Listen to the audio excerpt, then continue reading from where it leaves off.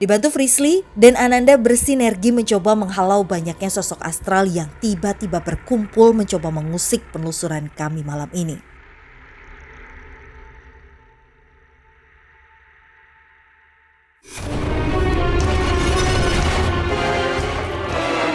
Sosok perempuan yang sepertinya dicekuk. Sosok kitab itu semakin dekat.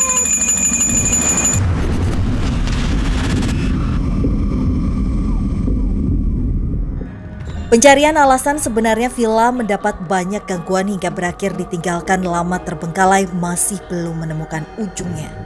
Kami masih terus ingin menguak cerita mistis dan mitos di balik gangguan yang dirasakan warga. Benarkah terbengkalainya villa ini terjadi karena sang pemilik tak lagi kuat membendung gangguan-gangguan tersebut? Mungkin kalau teman-teman saya, kalau ada saya undang ke sini, mungkin mereka ada juga selintas sih melihat kayak ada bayangan wanita gitu, pakai baju merah katanya kan, rambutnya panjang gitu kan. Di pintu situ.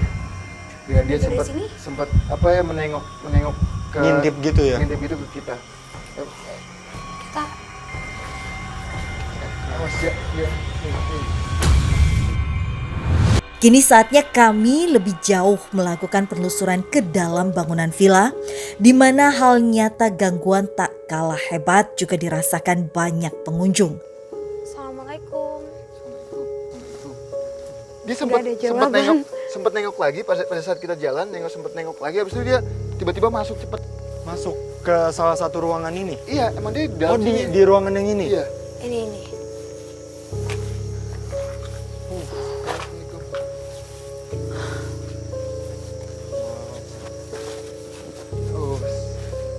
Dia hidup di situ fisik taunya. Iya. Di mana kan Anda? Itu duduk di situ. Di atas kasur? Tim. Iya. Halo.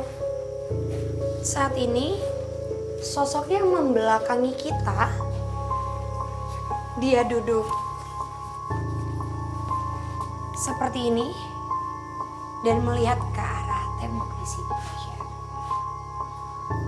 Sosok ini juga ngasih energi yang tidak senegatif di depan, tapi mungkin kenapa dia menarik kita ke tempat ini karena dia mempunyai cerita. Apa yang mau diceritakan sama sosok ini, Kak Frisly? Dia mau ngajak aku untuk mundur ke peristiwa yang dia alamin. Aku coba untuk lihat dulu ya, Kananda, sambil tetap dijaga dulu. Pemirsa, di ruangan ini tuh agak pengap ya kan Anda? Betul. 1937. Oke.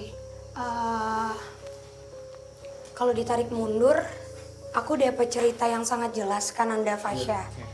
Jadi tentang dulunya tempat ini bisa dikatakan daerah ini menjadi tempat perkebunan bagi para penjajah dan memang dikuasai oleh para Belanda yang sengaja menarik atau menculik orang-orang kita pribumi, dipekerjakan di perkebunannya dan meninggal dengan cara yang tragis. Jadi setelah mereka tidak mau bekerja lagi untuk Belanda, mereka dipaksa untuk melihat ke arah dinding tembok tempat Belanda itu ada, disuruh untuk melihat, lalu di belakangnya ditusuk berkali-kali menggunakan bambu. Makanya sosok perempuan ini kenapa tadi dia membelakangi, di belakang sini itu penuh sama luka. Jadi lukanya itu emang luka yang bolong, kelihatan daging keluar, kelihatan penuh darah, bahkan darahnya kayak udah bukan merah lagi, menghitam. Dan banyak belatung kayak gitu. Hancur banget. Omongan orang sekitar sini sih ada laporan ke saya katanya pernah lihat ada yang bermuka hancur gitu. Cuman kalau yang saya pastiin ya terutama saya laporan dari yang kerja ngurus ini villa yang berbaju merah itu. Lagi-lagi sosok ini nggak ada hubungannya sama villa. Sosok perempuan ini dia memberikan gambaran atas peristiwanya, tapi dia bilang kalau saya tidak mungkin mengganggu dunia kalian. Jadi dia tidak berniat untuk mengganggu kita. Mungkin dia cuma bercerita karena dia tahu di sini ada aku, ada Kananda yang Bisa berkomunikasi mampu ya. untuk berkomunikasi. Ya. Terus Kak Frisly tadi bilang kalau dia itu penuh dengan luka di belakangnya. Bolong. Berarti dia juga salah satu korban wanita yang dibunuh sama para penjajah Belanda zaman dahulu. Betul. Penuh sesak. Hanya itulah hal yang mungkin mampu menggambarkan kondisi villa secara tak kasat mata. Bukan hanya karena lama tak dihuni, lokasi yang berada di tengah lereng pegunungan seolah memperkuat akses yang sulit digapai oleh manusia dan mudah dihuni oleh para makhluk halus. Kalau untuk di dalam sih terutama aktivitas yang paling sering itu di kamar mandi ya, itu saya dengar secara langsung tiba-tiba gayung itu dilemparin tuh. Nah terus kadang-kadang di ruangan suka ada suara telapak kaki, terutama di dapur. Jadi sebetulnya sosok yang tadi itu nggak ada hubungannya banget ya visi ya sama villa yang ini tadi itu sama villa itu. Tapi nggak tahu kenapa.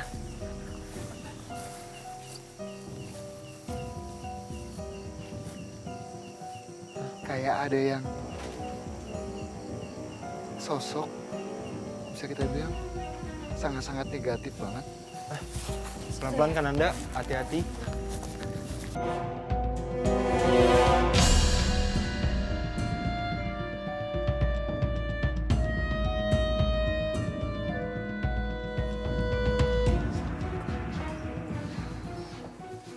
Nah,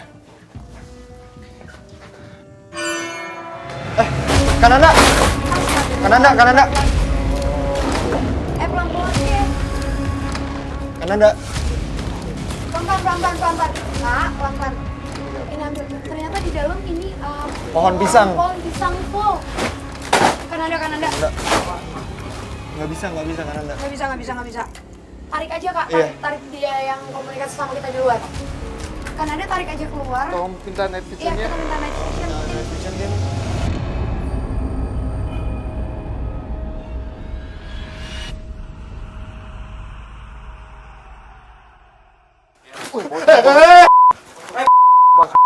Taruh, Tasya. Astagfirullahaladzim. Cepet ya. Ini dia marah ya Kak? Ada iya ya ini. Tiga Fasya. Banyak banget. Ini. Kak, makhluk yang ini Fasya lidahnya menjulur panjang.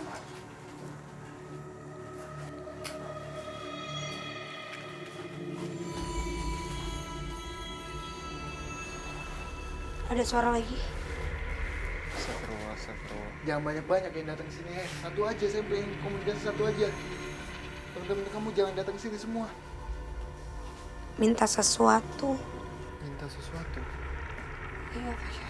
Wih, banyak banget. Banyak banget. Banyak banget. Kananda! Banyak banget yang datang. Kananda pelan-pelan. Pelan-pelan. Kananda! Ini kalau dinyalain nggak lampunya? Masih aman. Night vision masih, tim. Banyak banget yang Masih. datang. Makin banyak tadi.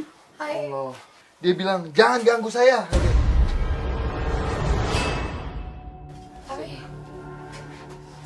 Fasya, coba kamu arahin Awas, kamera Fasya. ke arah sana. Nggak Dia ada nggak boleh night vision. Dia nggak boleh diajak baik-baik. Iya. Kamera ada satu yang nge-shoot ke sana, tolong yang punya night vision.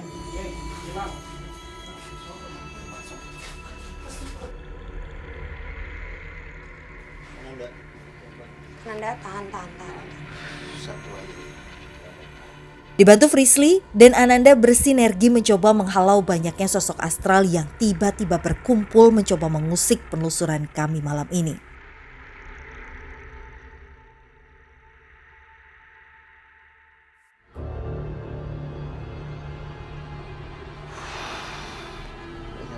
Udah, minta lampu lagi deh.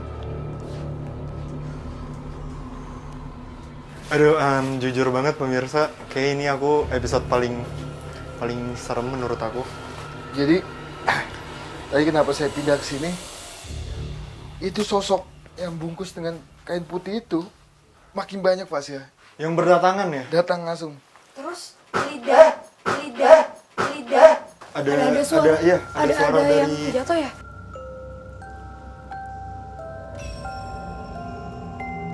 Penelusuran kami pun berlanjut ke lokasi selanjutnya, di mana gangguan mulai dari terdengarnya suara memanggil-manggil seseorang hingga benda jatuh kerap kali terjadi. Lagi-lagi kita bertemu dengan sosok wanita. Tapi ini beda. Kenapa aku bilang beda? Sosok wanita ini ketika dia menunjukkan secara fisik, eksistensinya itu akan menjadi sosok yang sangat cantik. Dia tidak mempunyai residu energi apapun, Fasya. Dan sosok perempuan yang sedang seperti apa ya? Dia melipat kain yang dia pakai di sini. Dia melipat kain itu. Sosok perempuan ini wajahnya sangat manis, Indonesia. Tapi dia sangat jahat. Ada sosok perempuan pakai kebaya hijau, pakai kain batik, pakai sanggul gitu, sama yang satu lagi pakai kebaya putih. Itu istilahnya kayak pembantunya gitu, jadi ada dua. Jadi itu sering banget, Fasya, kalau misalnya dia mau nunjukin dia ngebunyiin berkali-kali, atau akan memberikan interaksi ke benda yang ada di tempat ini. Jadi sosok perempuan ini juga sosok yang mengganggu orang-orang yang menginap di villa ini, Fasya. Oh, berarti gangguan di villa ini itu paling besar dari sosok perempuan ini? Bukan. Masih bukan dia. Bukan dia. Masih bukan sosok perempuan ini? Bukan, tapi mungkin kita juga bakalan cari penyebab sosok-sosok ini terus mengganggu kali ya, Kak. Betul. Maksudnya ini dia mengganggu dari mulai tempat ini aktif, dibangun, menjadi tempat tinggal, disewakan, sampai tidak digunakan untuk apapun lagi. Benar. Selain sosok ini berarti sosok yang kuat itu ada di mana, kan Anda tahu? Tadi kita sempat melewati tangga kan, saya sempat mau menuju tangga tapi saya dipancing sama sosok wanita yang ada di sebelah bangunan ini. Di ruangan ini? Iya. Nah, sosok itu ada di atas tangga itu pas cuma. Coba kita langsung ke sana aja kali ya, Kak. Pelan-pelan kan Anda.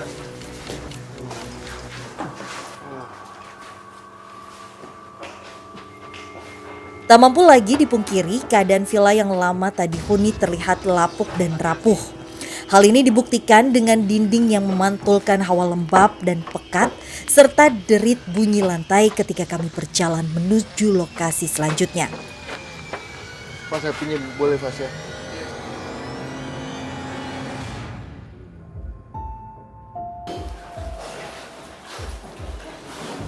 Dan sosok wanita itu sudah diajak ke ruangan ini dari loteng. Jujur, untuk sosoknya Fasya tadi, sosoknya itu lebih kayak perempuan yang memakai tudung penutup. Wajahnya memang tua, jadi usianya seperti ibu-ibu tua. Dia tidak bisa untuk ngomong, hanya masuk ke tangan saya dan dia memvisualkan dan dia bilang yang bisa kita bilang adalah ini tempat sudah dikelilingi makhluk-makhluk yang bisa dibilang sangat-sangat negatif sekali. Cuman ada sering lihat gitu, dulu kan saya ada yang kerja juga di sini gitu, ada yang lihat sering kalau ini suka ada lalu lalang ya wanita berbaju merah. Pas di situ ada tanggal nangka, pohon nangka. Nah di situ ada perempuan, terus sosoknya kayak seperti itu, rambutnya panjang, pakai baju putih, cuman nggak ngelihat ke saya, jadi dia berhadapan sama pohon, jadi saya ngelihatnya dari samping. Berarti sosok perempuan ini yang paling dominan mengganggu di villa ini.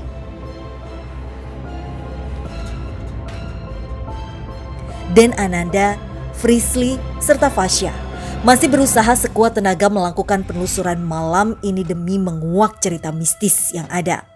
Hingga kini kami seperti diantarkan pada bagian ruang tamu villa. Setelah energi Frisly kuat bertabrakan dengan sosok astral yang kami jumpai di awal penelusuran. Ini sosok yang tadi di depan itu kita lihat ya. Iya. Jujur ya, kalau misalnya kalian bisa ngelihat tempat ini seolah-olah memang masih aktif dan mereka mengisi tempat-tempat ini seolah-olah mereka sedang menonton kita. Ada sosok perempuan sedang duduk dan di sini ada sosok hitam kurus seperti terbakar. Tapi ini pasangannya atau tidak ya, Kak? Berarti tidak ada urusan. Dan sosok perempuan ini gak ada komunikasi apapun. Tapi sosoknya memang dengan rambut yang ikal, turun ke bawah, memakai baju seperti baju tidur zaman dulu, warna putih dengan ikatan di tangannya, dan dia terus-terusan hanya menunjuk ke arah sana. Ke arah ruangan yang ini, Kak Frisly. Iya.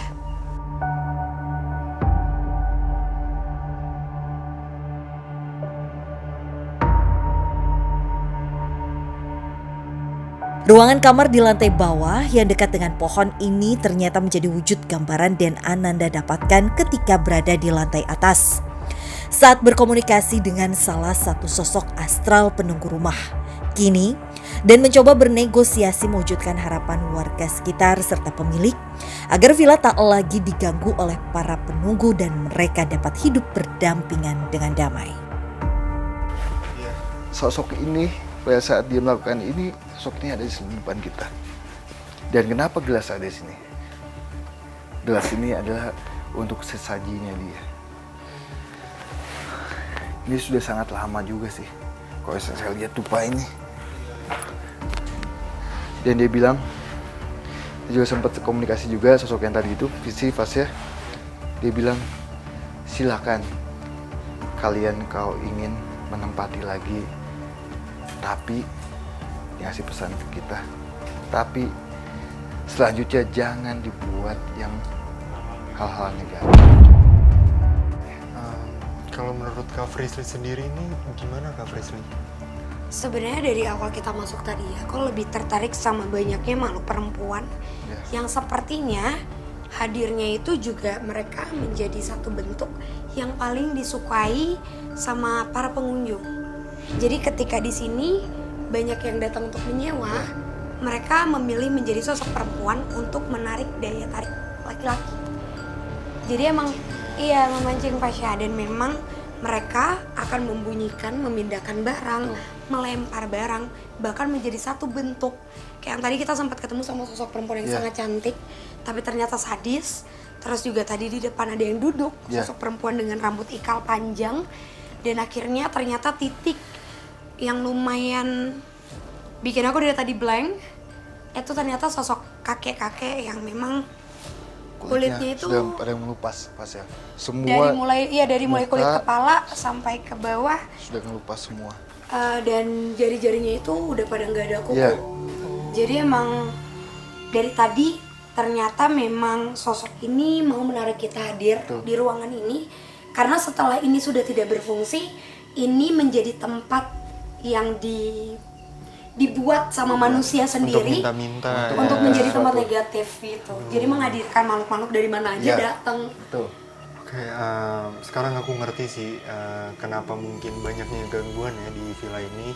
Karena tadi juga ada penjelasan dari beberapa sosok bahwasanya emang banyak yang datang ke villa ini, banyak juga yang menyewa villa ini, tapi malah melakukan hal-hal yang negatif ya, seperti berhubungan yang seharusnya belum boleh.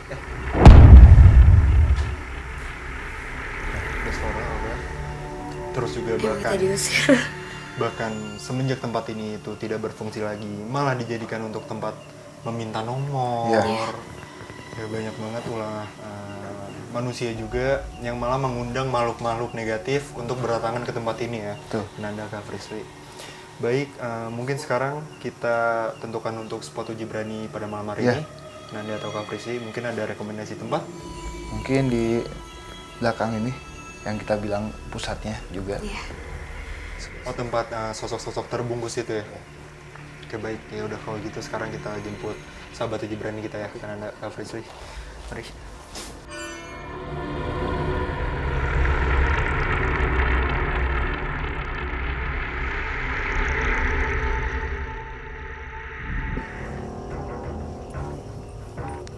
Oke, Sobat Deg-Degan, sekarang kita sudah bersama sahabat uji berani kita pada malam hari ini. Sebelumnya boleh perkenalkan namanya siapa? Perkenalkan, nama saya Felicia. Umur saya 26 tahun.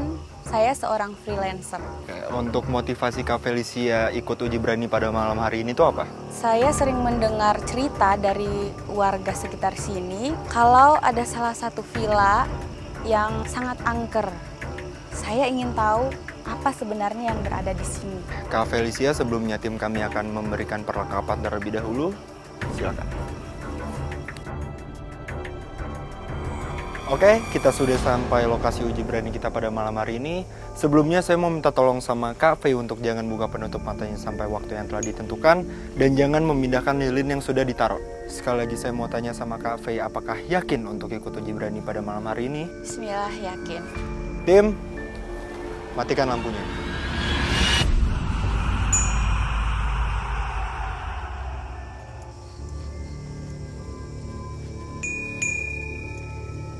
Oke, sahabat uji berani kita sudah membuka penutup matanya. Kak Frisly, Kananda. Siap. Astagfirullahaladzim.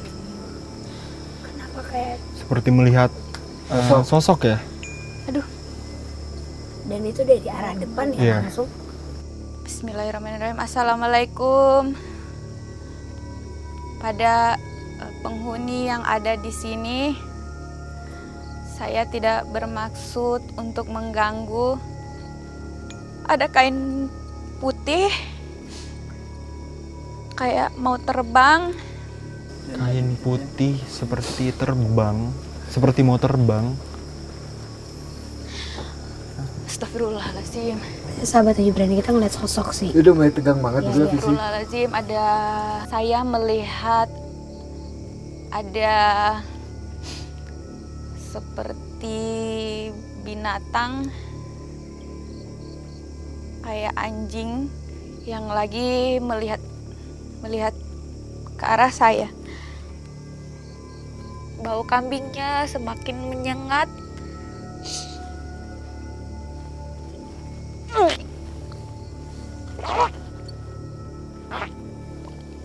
Dia Kayaknya langsung ada Iya. dekat sih. gesekan. Ada yang ngedekat. Ya, Sahabat uji berani kita mengalami gangguan lagi. ya udah mulai gesekan. Saya sosok yang di belakang itu mencoba untuk mendekati. Sahabat uji berani kita ya. Saya rasa dingin. Leher saya rasanya kaku dan saya rasa dingin. Memang sebenarnya udah dikelilingin si Fasya, sahabat uji berani kita. Ya. Udah rame banget ya kanan. Ada sosok apa aja nih yang lagi di tempat sahabat uji berani kita? Jadi di pintu kanan dia itu sosok wanita. Sosok wanita juga, di belakang dia sosok yang poci. Ya, terbungkus itu ya, Ya. sosok terbungkus. Mungkin sosok hewan itu yang kayak kita temuin di pendopo itu. Ya. Astagfirullahaladzim. Saya tidak mengganggu kalian. Tolong jangan ganggu saya. Astagfirullahaladzim. Allahumma shalli ala sayyidina Muhammad. Anjingnya melihat saya. Takut. Astagfirullahaladzim. Bismillahirrahmanirrahim. Alhamdulillahirabbil alamin arrahmanirrahim. Ya Allah. Seperti merasakan ada gangguan dari belakang ya sahabat uji berani kita. Karena yang lebih kuat itu yang di belakang. Ditempelin sih ini Fasya. Oh, Merasa nggak nyaman. Aduh, tolong ya ganggu saya. Aduh. Punggung saya ditindih, saya nggak bisa gerak. nah kita jemput aja ya. Bismillahirrahmanirrahim.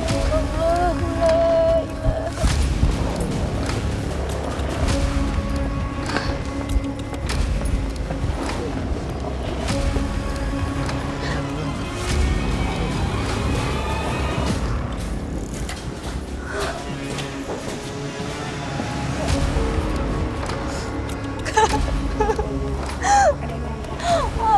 Ini punggung saya. Jadi sepertinya sahabat uji berani kita atau kafe ketempelan ya, bisa dibilang ketempelan dan masih ini ya Kak Frisly. Kita amanin ke depan aja, oke? Ya udah, yuk. Oke pemirsa, sepertinya sudah cukup penelusuran pada malam hari ini ya Kak Dean, Kak Frisly. Karena emang pertanyaan aku juga sudah terjawab kenapa tempat ini kosong. Ya memang benar adanya gangguan-gangguan ya di villa ini. Tapi juga itu bisa dibilang tuh disebabkan oleh penyewa juga ya. Atau orang-orang yang di sini yang melakukan hal-hal negatif. Bahkan waktu tempat ini terbengkalai juga banyak orang-orang tuh yang malah menyalahgunakan tempat ini ya Kak Dean. Ikuti terus penelusuran kami ke tempat-tempat yang memiliki cerita mistis, mitos, serta bikin kamu deg-degan hanya di GTV.